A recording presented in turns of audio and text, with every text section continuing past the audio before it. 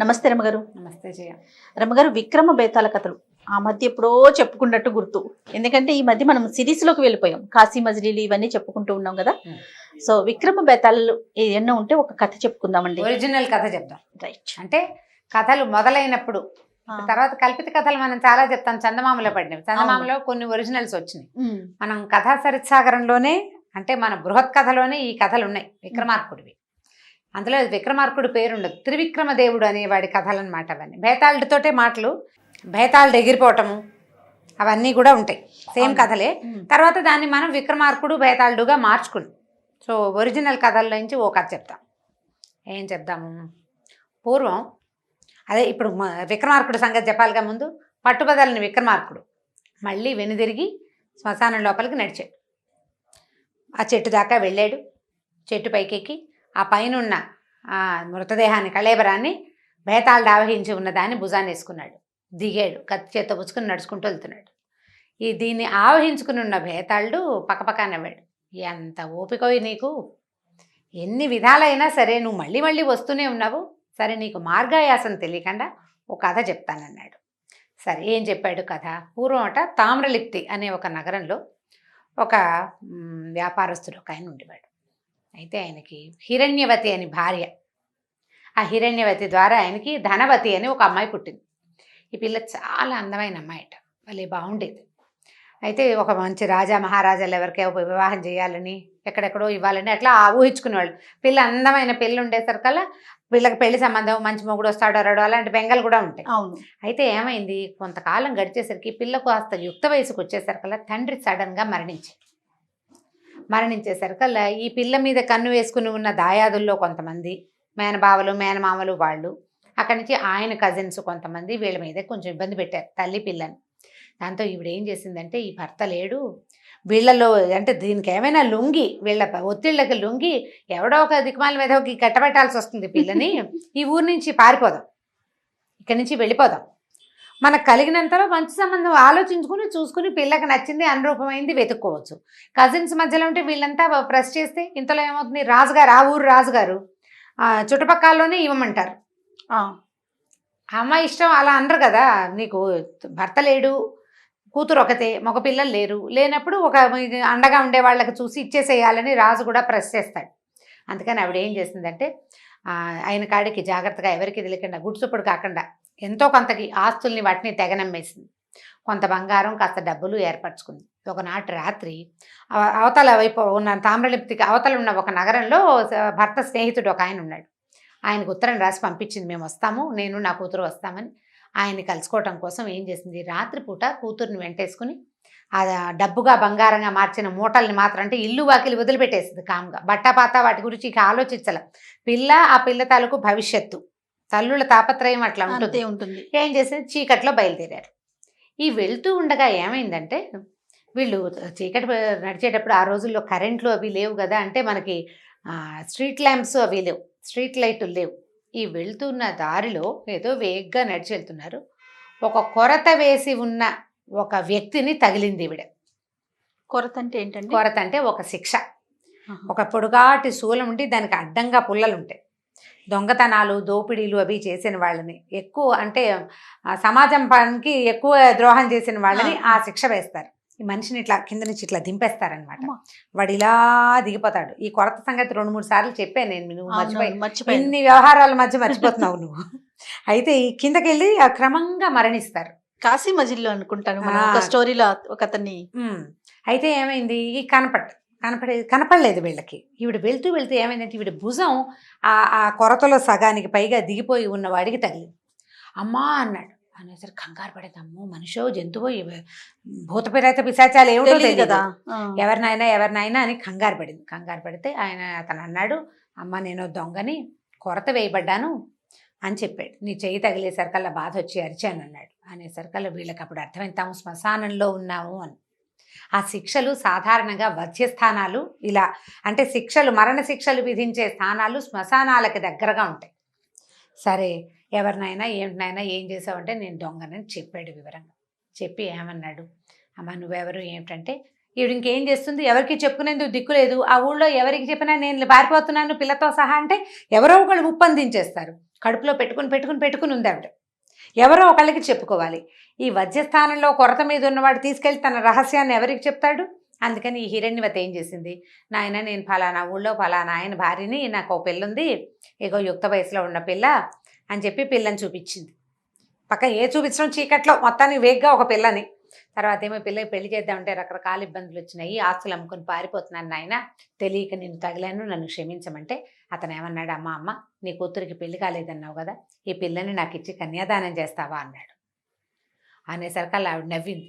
చచ్చిపోతున్నావు నువ్వు, నీకేం కన్యాదానం అయ్యా అంటే, అది కాదమ్మా, నాకు సంతానం లేదు, ఇప్పుడు నేను చచ్చిపోతా, ఎవరు లేరు, నాకెవరు నీళ్ళు వదులుతారు, చచ్చి నేను నరకానికో స్వర్గానికో వెళ్తే నాకు ఇన్ని నువ్వులు నీళ్లు వదిలే దిక్కు లేకుండా పోతాను కదా, నువ్వు ఒక్క పని చెయ్యి, ఈ పిల్లని నాకు కన్యాదానం చెయ్యి, నీ పిల్లని నాకు ఇవ్వు, ఈ అమ్మాయి నువ్వు దీనికి నిలువెత్తు బంగారం ఇస్తాను నేను నీకు, హాయిగా బతుకు పిల్లతోటి, నేను అనుజ్ఞిస్తా, ఈ పిల్ల భర్తని నేనవుతాను కదా ధర్మం ప్రకారం, నేను అనుజ్ఞించి నా భార్యకి మళ్ళీ పెళ్లి చేస్తే కనుక, పెళ్లి చేసుకుంటే ఈమెకి ఎవరి వల్ల సంతానం కలిగినా ఆ సంతానం నాదవుతుంది.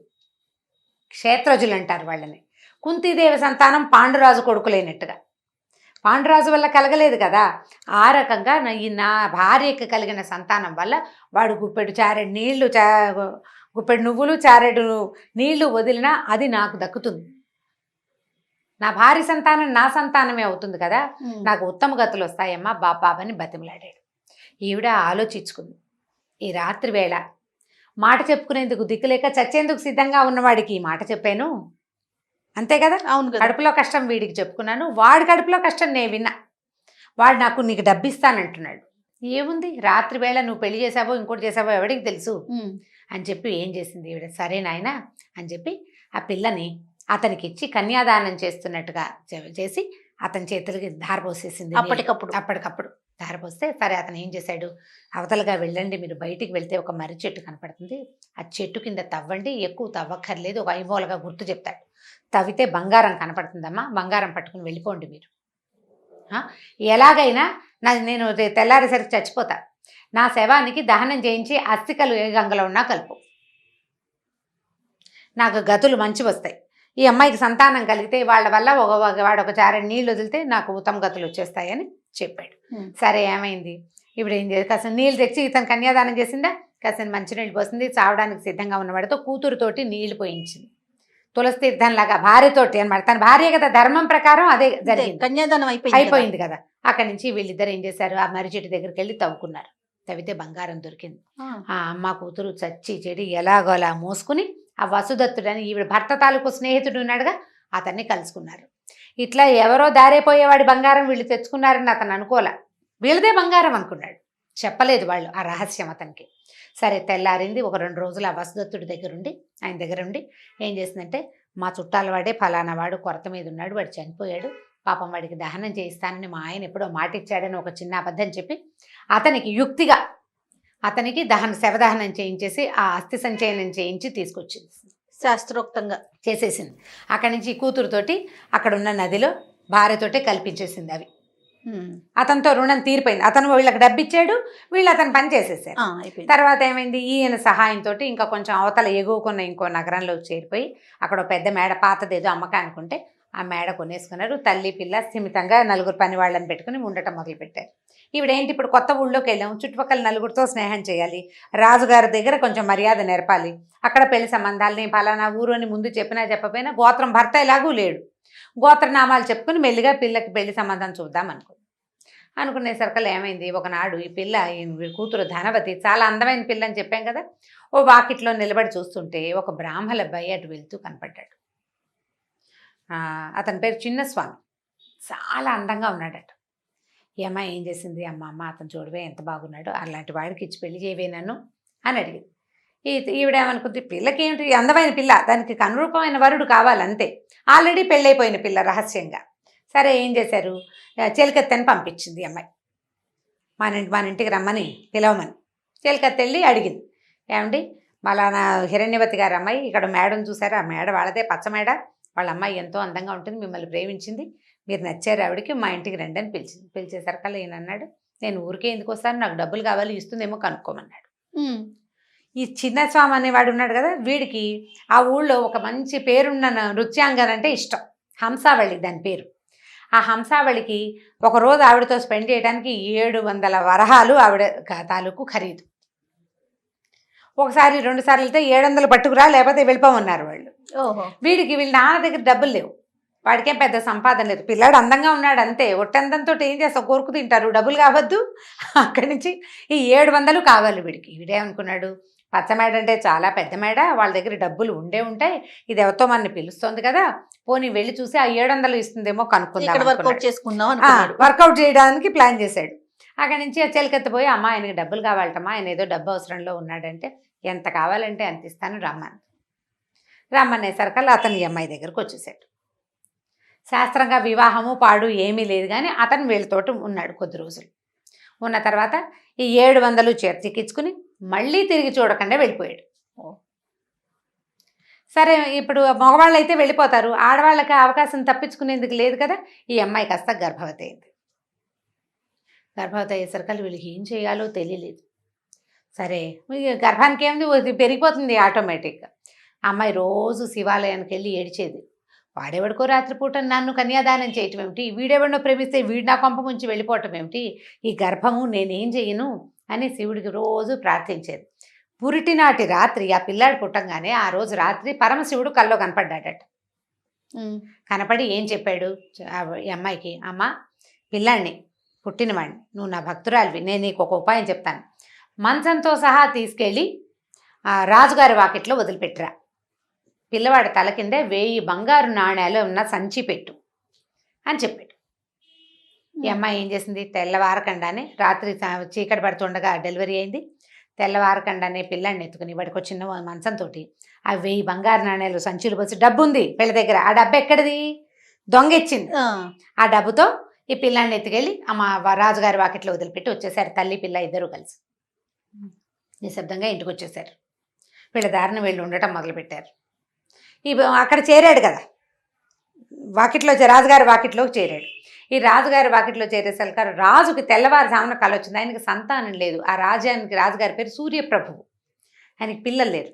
తెల్లవారుజామున, ఓ రాజాలే, నీకోసం ఒక పిల్లవాడు సిద్ధంగా ఉన్నాడు, బంగారంతో దొరుకుతాడు బిడ్డ, వాడిని పెంచుకోను, వాడిని ఈ రాజ్యానికి రాజుని చెయ్యని ఒక మాట వినపడింది. ఏదో కల్లో వేగ్గా వినిపించింది. అవునో కాదో చూద్దామని ఈయన లేచి బయటకు వచ్చేసరికల్లా కోటగా గుమ్మం వాకిట్లో మంచము, పసిబిడ్డ మంచము, దాని వాడి ఎత్తికిందే 1000 నాణ్యాలు కనిపించింది. 1000 నాణ్యాలు అంటే అది చిన్న సొమ్ము కాదు. ఆ పిల్లల్ని అలాంటి 10 మంది పిల్లల్ని ఈజీగా పెంచేసేయచ్చు. అక్కడి నుంచి ఇంత సంపదతోటి దొరికేసరికల్లా పిల్లాడికి చంద్రప్రభువు అని పేరు పెట్టి రాజుగారు పెంచుకున్నాడు. వీళ్ళకి తెలిసింది మన రాజుగారు పెంచుకుంటున్నాడు, ఇంకా ఏం పర్వాలేదు అని. వీళ్ళ దారిని వీళ్ళు ఇప్పుడు ఎలాగో తమ పిల్లాడే, ఏదో ఒకటి జరగాల్సింది జరుగుతుంది అనుకున్నారు. తల్లి పిల్ల వాళ్ళ దారిన వాళ్ళు ఉన్నారు, పెద్దవాళ్ళు అయిపోయారు, వాళ్ళ కథ అయిపోయింది. రాజుగారి దగ్గర చేరాడు కదా, పిల్లాడు చక్కగా పెద్దవాడు అయ్యాడు, పిల్లాడు చక్కగా అందంగా, తల్లి అందమైంది, తండ్రి ఇంకా అందమైన వాడు, పిల్లాడు కూడా అందంగా చక్కగా చందమామల్లే ఉండేవాడు. రాజుగారు అన్ని రకాల విద్యలు నేర్పించారు, పెంచుకున్నారు కదా. ఈ పెంపకం హడావిడి, పిల్లాడు కాస్త పెద్దవాడు అయ్యాడు. కొంచెం బాగా పెద్ద అయ్యేసరికి ఆయన ఏం చేశాడు, తన రాజ్యాన్ని ఉత్తరాధికారి అయిన ఈ పిల్లాడికి అప్పచెప్పి ఆయన కాశీలో నివసించడానికి వెళ్ళిపోయాడు రాజు. కొంతకాలం అయ్యాక రాజుగారు ఆ ఊళ్ళో మరణించారు. మరణిస్తే ఖబర్ వచ్చింది, రాజుగారు మరణించారంటే. అయ్యో, దహనక్రియలు చేయడానికి మేము ఇంత దూరంగా ఉన్నాము, సరే దహనక్రియలు అయిపోతాయి, ఎవరో చేసేస్తారు దగ్గరున్న వాళ్ళు, కానీ పిండ ప్రదానం చేయాలి కొడుకు.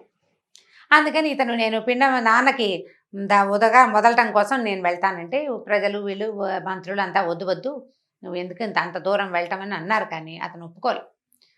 నేను దొరికిన బిడ్డని పెంచి రాజ్యాన్ని ఇస్తే ఆయనకి నీళ్ళైనా వదలద్దా నేను కనీసం, ఆయన ఎంత వానప్రస్థానికి వెళ్ళిపోతే మాత్రం నేను చేయాల్సిందేనని ఇతను కొంతమంది సైన్యం కాస్త సహాయకులతోటి బ్రాహ్మణులతోటి కలిసి రాజుగారు అక్కడికి వెళ్ళాడు. వెళ్ళేసరికల్లా సరే గయలో శ్రాద్ధం చేయాలనుకున్నారు. ఆయన కాశీలో మరణించాడు కదా, గయా శ్రాద్ధం విశేషం కదా. ఈ మిగిలిన ఉత్తరక్రియలు విధానాలన్నీ అయిన తర్వాత రాజుగారు ఆ పిండాన్ని జలంలో వదిలిపెడతారనమాట. పిండం చేయటం అంటే ఏమిటి, ఆ పిండం అంటే ఇదేదో బ్యాడ్ వర్డ్గా ఉంటుంది, ఏమి లేదు, పప్పు ఉండ ఒకంత ముద్ద. ఈ ముద్దని నీటిలో వదలబోయాడు. వదలపోతే 3 చేతులు వచ్చినాయిట పైకి, ఇలాగా 3 చేతులు వచ్చినాయి. 3 చేతులు చూసరికల్ నిర్ఘాంతపోయాడు. ఏ చేతిలో ఈ పిండాన్ని పెట్టాలో తెలియదు రాజుకి. ఆ బ్రాహ్మలంతా చుట్టుపక్కల చేరిన వాళ్ళంతా చూశారు. 3 చేతులు చూస్తే మొదటి చేతికి ఇనప మేకు గుచ్చుంది. అంటే వీడు దొంగ. ఆ దొంగతనం చేసిన వాళ్ళకి వేసే శిక్ష ఏంటి? ఈ చేతుల్లో మేకులు కొడతారు. అది నల్లటి చెయ్యి, తాడుగట్టుంది. అంటే మొదటివాడు దొంగ. రెండో వాడి చేతికి పవిత్రం ఉంది. అంటే దర్భతో చేసినటువంటి ఉంగరం. రెండోది బ్రాహ్మడి చెయ్యి. మూడోది కంకణాలు, ఉంగరము, రాజముద్రికతో ఉన్న చెయ్యి రాజుగారి చెయ్యి. 3 చేతులు వచ్చినాయి. వీళ్ళ ముగ్గురులో నా తండ్రి ఎవరు అనేది రాజుగారు డిసైడ్ చేసుకోలేక నిర్ఘాంతపోయాడు. ఇప్పుడు బేతాళుడు అడిగాడు, ఎవరికి ఇవ్వాలి? విక్రమార్కుణ్ణి. ఇప్పుడు ఈ ముగ్గురులో ఈ రాజుకి తండ్రి ఎవరు, అతను ఎవరికి ఈ పిండాన్ని పెట్టాలి అనేసరికి రాజు చాలా బాగా తెలివిగా చెప్పాడు. అసలు అందులో గుంజాటనే లేదు. మొట్టమొదట కన్యని వివాహం చేసుకున్నాడు కదా, కన్యాదానం తీసుకున్నవాడే ఈ పిల్లాడికి తండ్రి. అదేలాగా అన్నాడు బేతాళుడు. ఎలాగా అంటే, కన్యని పెళ్లి చేసుకున్నాడు. భార్యకి నువ్వు ఇంకొకటి ద్వారా సంతానాన్ని పొందు, ఆ సంతానం నాదవుతుందని అనుజ్ఞ ఇచ్చిన వాడు నిజమైన తండ్రి. ఇప్పుడు చిన్నస్వామి ఉన్నాడు, అతని వల్లే ఈ కుర్రాడు కలిగాడు. కానీ అతను ఏం చేశాడు? డబ్బుల కోసం వచ్చాడు ఇక్కడికి, అంతే. అంటే తనని తను అమ్ముకున్నాడు. కాబట్టి వాడికి హక్కు లేదు. కన్న తండ్రి అయినప్పటికీ, ఫిజికల్గా వాడే తండ్రి అయినప్పటికీ అతనికి అవకాశం లేదు. ఇప్పుడు రాజుగారు ఇతని రాజ్యానికి రాజుని చేశాడు. కానీ ఈ పిల్లాన్ని దేంతో పెంచాడు? 1000 బంగారు నాణ్యాలతోటి పెంచాడు. ఆ డబ్బు ఎవరిది? మొదట అతనిది. ఇప్పుడు పిల్లవాడి తల్లి, పిల్లవాడి పెంపకానికి సరిపడా డబ్బు, వీడు కలగడానికి ఆజ్ఞ, ఈ 3 ఇచ్చినటువంటి దొంగే రాజుగారి పిండానికి అర్హుడు. మిగిలిన వాళ్ళిద్దరికీ అర్హత లేదు. వాళ్ళిద్దరూ అతని తండ్రులు కాదు. ఇతనే తండ్రి. కన్నవాడు పెంచినవాడు కాకుండా ఆజ్ఞ ఇచ్చిన వాడే తండ్రి అవుతాడని చెప్పాడు రాజు.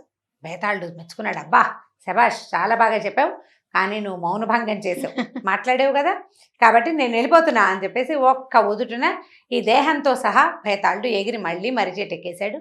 కథ మళ్ళీ మొదలైంది. విక్రమార్కుడు మళ్ళీ వెనుదిరిగి 4 అడుగులు శ్మశానం లోపలికి వేశాడు. కథ కంచికి మనం ఇంటికి. చాలా బాగుంది. ఇవి ఒరిజినల్ సిరీస్ ఒరిజినల్. ఎన్ని ఉంటాయండి ఒరిజినల్? అవి 24 ఏమో అని అనుకుంటున్నా. ఓకే, నేను చెప్తాను.